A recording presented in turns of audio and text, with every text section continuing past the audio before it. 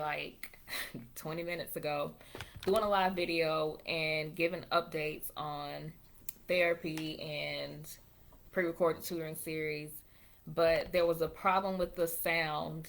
So when I tried to play it back or upload it back, I heard what I think her name was Renita, if I'm not mistaken. I heard what she heard, and so there was a problem with the sound. I was recording on my phone, and now I'm recording on this Chromebook, so it's probably not as high quality. But um, just a quick update, and this video won't be as long as the last one, but just a quick update um, of what I've been up to since I haven't been posting lately. I've been updating the pre-recorded tutoring series. I have 45 new questions that are mostly clinically focused, and so now the pre-recorded tutoring series has 230 plus questions, and the access period is now 90 days instead of 75 days because last year a couple people wanted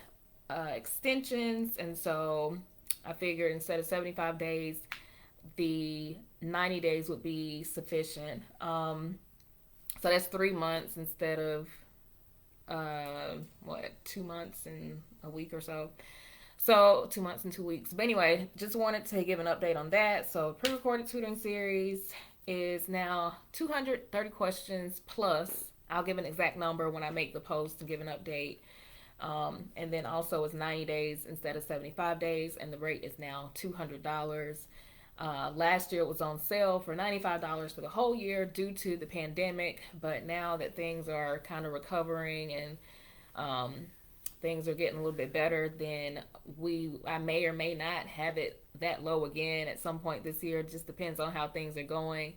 But for Social Work Month, since we are halfway through it, I will put it on, I'll take $50 off of it and put it on special. So instead of it being $200, it's $150 for 90 days access, 230 plus questions where I sit here face to face with you on the pre-recorded sessions and literally read every single last question, every answer choice, break everything down for you, tell you why the right answers are right, why the wrong answers are wrong, and teach you how to take the exam.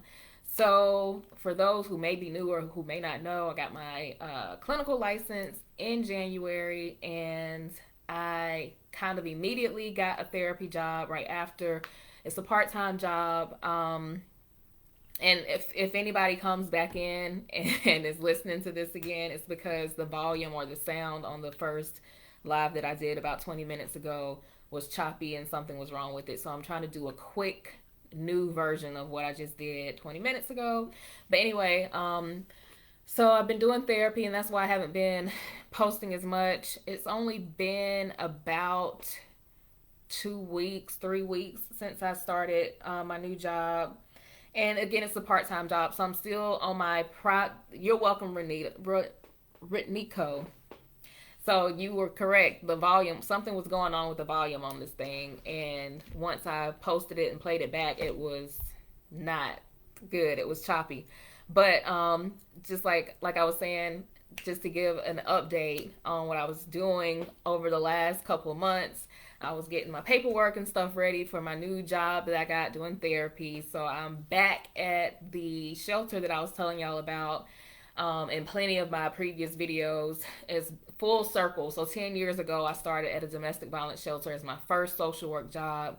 I was an HPRP grant coordinator, where, if you remember what HPRP is, it was the Housing Prevention and Rapid Rehousing or something like that. But anyway, it was a federal grant that paid for rent and utilities for people who were survivors or victims of domestic violence. So that was my very first social work job. I had zero clue what I was doing, and I was only there for about 4 or 5 months.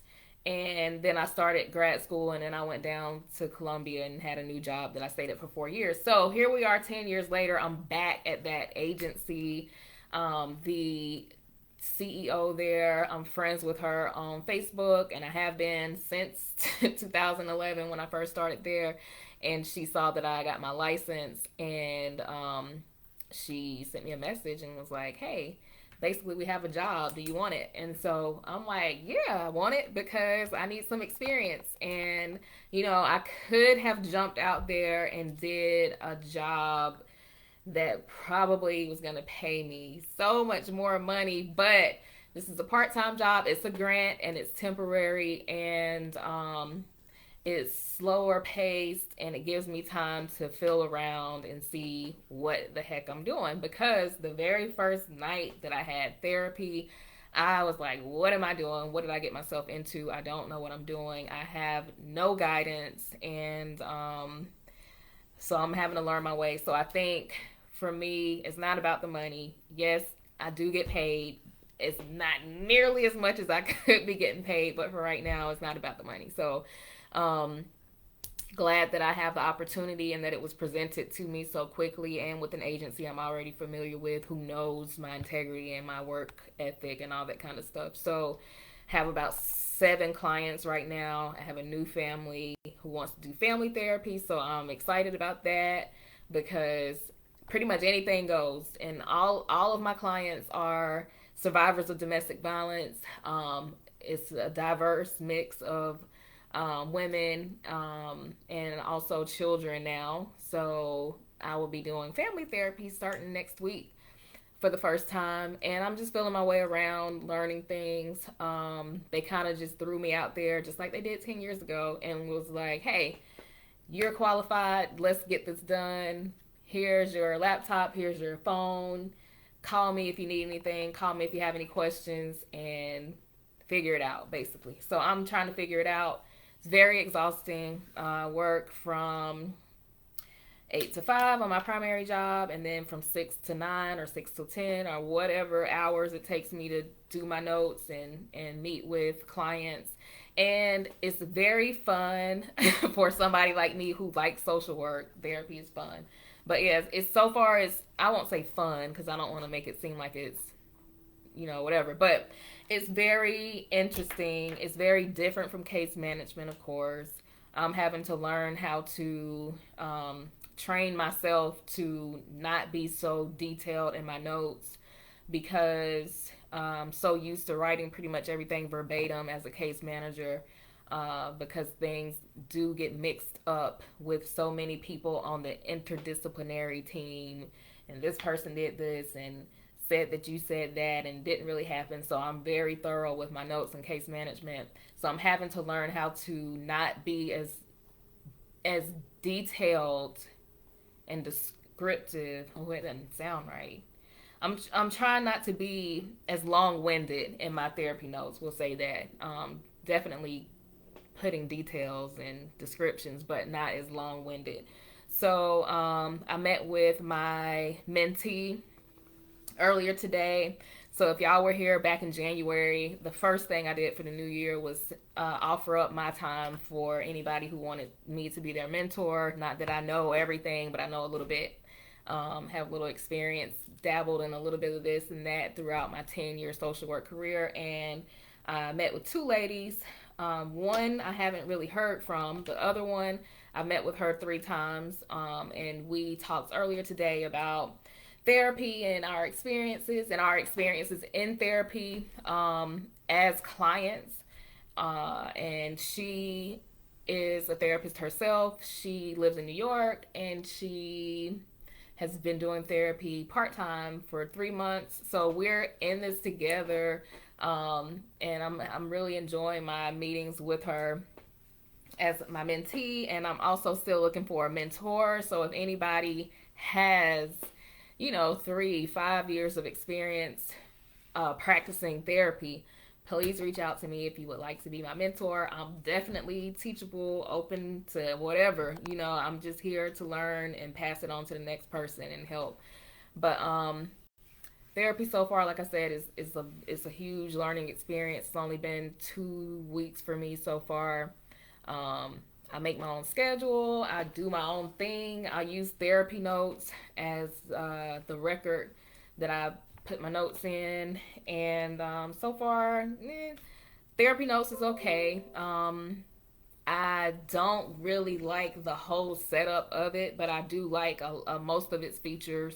So it's really good that I get a chance to kind of work in therapy notes so that if I want to use that for my private practice, I'll already be familiar with it. My mentee, her name is Ayoka, she showed me Dr. Chrono, which is um, a database that's kind of similar to therapy notes. She showed me that earlier. So this channel will start, and I say channel because I'm posting this on YouTube, but this day-to-day social work will start to try to curve over to clinical now that I have my clinical license. So a lot of the content that we'll be talking about will be clinical content, my experiences with therapy, my struggles, my strengths, my limitations, all of that kind of stuff we'll be talking about. Definitely tutoring is still always going to be an option. I've really been working on getting the videos out for y'all before it gets too late into the year. So I do have 45 new questions that are mostly clinically based, but what I did was pick questions that were kind of interchangeable for the master's level exam and the clinical level exam. So either way, all 230 plus questions that are now in the 90-day pre-recorded tutoring series are geared towards either exam. So it'd be good preparation for you if you're taking the LMSW, and it's also, of course, good for you if you're taking the clinical exam as well. So I definitely picked out 45 questions that I thought would be good for either exam, but it's a mixture of clinical and master's level. What else? I can't remember what all was in the first video, but the pre-recorded tutoring series, like I said, is now 90 days. The rate is now $200. Last year it was $95 for the whole year because of the pandemic. I put it back to its regular rate and added just a little bit more just because I'm adding more material and giving more time. But for the rest of social work month, instead of it being $200, it'll be $150. Anybody who currently has access to the pre-recorded tutoring series, the new videos will be added to your link this week. So be looking out for that, and be looking out for the additional question sets, because if you still have access to it, I'm gonna add it to your link. As I said before, if anything new was added and during your access period, then you will have access to the new material. I'm exhausted. I don't know if y'all are, and it's not because of the daylight savings time, but like, I'm just so exhausted because of staying up so late. Like, I stay up to 2 o'clock in the morning most nights since I started the second job, and that's because I'm so used to getting done with work at 5 o'clock and being able to just chill out, do whatever I want to do. But now that I have a second job, I've never had two jobs. So now that I have this second job, I'm having to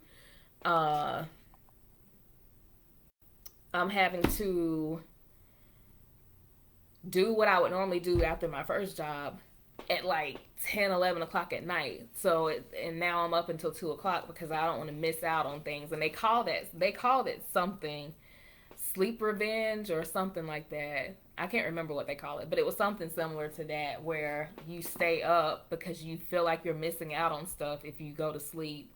And so that's kind of what I feel like. So I have to stay up till 2 o'clock. But the good thing is that I work from home and I don't have to be anywhere in the morning, and just turn on the laptop and the phone and, get to work from bed if I have to. But so that's about it. If anybody has any questions, leave them in the comment section. I will make a post regarding the pre-recorded tutoring series and pin it to the top of the group for anybody who is interested in investing in the series to help you pass your exam, whether it's the bachelor's, master's, or clinical level exam.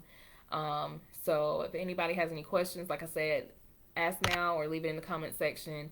If you are watching this back, because I'm going to post this in the group, and I'm going to post it on the Instagram page and maybe the YouTube channel. Any questions, leave them in the comment section or DM me or email me. So until next time, if nobody has any questions or comments, I'll see y'all in the next video. Thank y'all for the work you do. Happy Social Work Month. Um, Always advocating for therapy. I hope you're doing well. We're still in the pandemic. I hope that you are still safe. I hope that you are still sane. I hope that you are considering therapy if therapy is something that you need. Um, and I'm glad for you. I'm grateful for the work that you do. So, if nobody has told you, a lot of people's jobs don't recognize Social Work Month for some reason, or at least some of the jobs that I've had, they don't really recognize Social Work Month. But thank y'all for the work that you do. Happy Social Work Month, and take advantage of the discount for the pre-recorded tutoring series. And I will see y'all soon. Have a great evening.